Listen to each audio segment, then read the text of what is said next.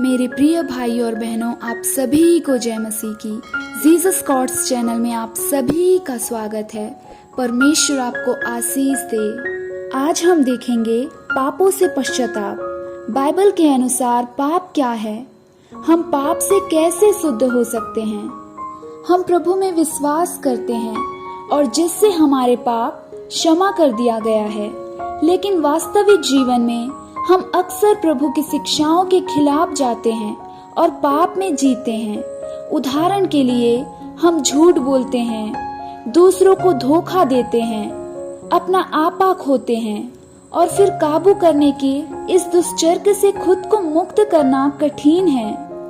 हम कभी भी पाप के बंधन से मुक्त नहीं हो पाते हैं। प्रभु यीशु ने कहा, सचमुच मैं तुमसे कहता हूँ, जो पाप करता है वह पाप का दास है।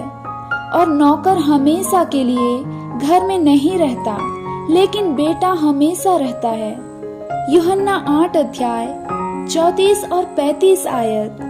जो लोग कभी भी पाप करते हैं वे परमेश्वर के राज्य में प्रवेश करने में असमर्थ हैं और उन्हें अंत में दंडित किया जाएगा। तो हम कैसे पाप से शुद्ध हो सकते हैं और स्वर्गीय राज्य में प्रवेश कर सकते हैं? क्या पाप करने वाले स्वर्गीय राज्य में प्रवेश कर सकते हैं? रोमियो 6 अध्याय और 23 आयत में इस प्रकार से लिखा है, क्योंकि पाप की मजदूरी तो मृत्यु है। यशायाह 1 अध्याय और 28 आयत। परंतु बलवाइयों और पापियों का एक ही संग नाश होगा, और जिन्होंने यहोवा को त्यागा है उनका अंत हो जाएगा। प्रकाशित वाक्य 21 अध्याय और 8वां आयत में इस प्रकार से लिखा है, परंतु डरपोकों, अविश्वासियों, घिनौनों, हत्यारों, व्यभिचारों, टोन्हों, मूर्ति पूजकों और सब झूठों का भाग उस झील में मिलेगा जो आग और गंधक से जलती रहती है। यह दूसरी मृत्यु है। पापों से पश्चाताप, इस कारण न्याय हमसे दूर है और धर्म हमारे समीप नहीं आता। हम उजियाले की बाट तो जोहते हैं, परंतु देखो अंधियारा ही बना रहता है। हम प्रकाश की आशा तो लगाए हैं, परंतु घोर अंधकार ही में चलते हैं। हम अंधों के समान दीवार टटोलते हैं। हाँ, हम बिना आँख के लोगों के समान टटोलते हैं। हम दिन दोपहर रात के समान ठोकर खाते हैं। हष्ट पुष्ट के बीच हम मुर्दों के समान हैं। हम सब के सब रीछों के समान चिल्लाते हैं और पंडुकों के समान च्यूं च्यूं करते हैं। हम न्याय की बाट तो जोहते हैं, पर वह कहीं नहीं, और उधार की बाट जोहते हैं, पर वह हमसे दूर ही रहता है। क्योंकि हमारे अपराध तेरे सामने बहुत हुए हैं। हमारे पाप हमारे विरुद्ध साक्षी दे रहे हैं। हमारे अपराध हमारे संग है और हम अपने अधर्म के काम जानते हैं। हमने यहोवा का अपराध किया है। हम उससे मुकर गए और अपने परमेश्वर के पीछे चलना छोड़ दिया। हम अंधेर करने लगे और उलट फेर की बातें कही। हमने झूठी बातें मन में गढ़ी और कही भी है। न्याय पीछे हटाया गया और धर्म दूर खड़ा रह गया। सच्चाई बाजार में गिर पड़ी और सिधाई प्रवेश नहीं करने पाई। हाँ, सच्चाई खो गई और जो बुराई से भागता है वह शिकार हो जाता है। परमेश्वर छुटकारा देने को तैयार। यह देखकर यहोवा ने बुरा माना, क्योंकि न्याय जाता रहा। उसने देखा कि कोई भी पुरुष नहीं और इससे अचंभा किया कि कोई विपत्ति करने वाला नहीं।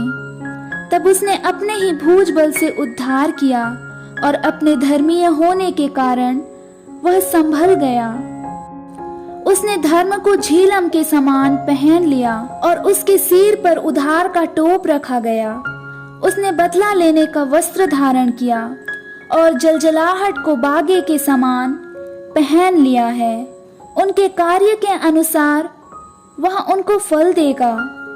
अपने उपद्रव पर वह अपना क्रोध भड़काएगा और अपने शत्रुओं को उनकी कमाई देगा। वह द्वीपवासियों को भी उनकी कमाई भर देगा। तब पश्चिम की ओर लोग यहोवा के नाम का और पूर्व की ओर उसकी महिमा का भय मानेंगे, क्योंकि जब शत्रु महानद के सामने चढ़ाई करेंगे, तब यहोवा का आत्मा उसके विरुद्ध झंडा खड़ा करेगा।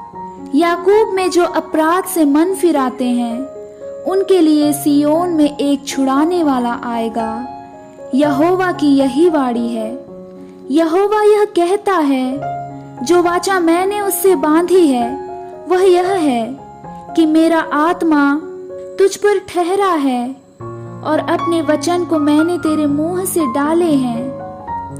अब से लेकर सर्वदा तक वे तेरे मुंह से और तेरे पुत्रों और पापों के मुंह से भी कभी ना हटेंगे। मत्ती 6 अध्याय और 9 आयत से 15 आयत में। और जिस प्रकार हमने अपने अपराधियों को क्षमा किया है, वैसे ही तू भी हमारे अपराधियों को क्षमा कर, और हमें परीक्षा में ना ला, परंतु बुराई से बचा, क्योंकि राज्य और पराक्रम और महिमा सदा तेरे ही हैं। आमीन। इसलिए यदि तू मनुष्य के अपराध क्षमा करेगा, तो तुम्हारा स्वर्गीय पिता भी तुम्हें क्षमा करेगा। परमेश्वर आप सबको आशीष दे। इन वचनों के द्वारा आपके जीवन में अद्भुत काम करे। परमेश्वर आप हर एक जन को क्षमा करे। हर एक जन परमेश्वर से क्षमा मांगे और परमेश्वर आप सभी को माफ करे। इन वचनों के द्वारा आपके जीवन में परमेश्वर का पवित्र आत्मा काम करेगा। परमेश्वर आप सबको आशीष दे। आपकी प्रार्थना का उत्तर परमेश्वर आपको जरूर दे। आप सभी को जय मसीह की। God bless you all.